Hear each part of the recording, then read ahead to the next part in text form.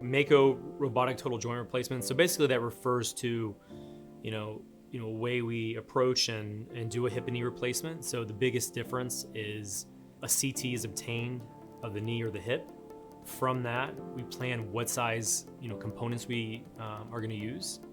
On the day of surgery, we temporarily place 3 pins. It has a tracker on it, and then either the hip or the knee is mapped out with a probe. Computer sees this, matches it up to the CT, and allows you to plan your surgery and get it as accurate as you can from that information.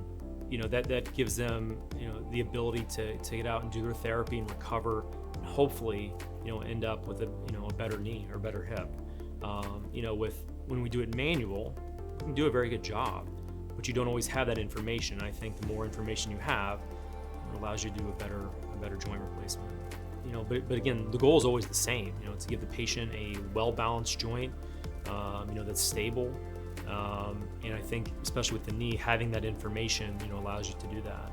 I think surgery centers provide a patient with a couple of unique opportunities. Number one, hospitals can be hectic. You come to the surgery center, you're not waiting there for 3 hours before. From that standpoint, it's a little easier on the patient. The overall experience, we only have 3 overnight rooms, so it's not like you're on a crowded floor with all kinds of alarms going off constantly. It's a little bit more of a relaxed atmosphere for the patient.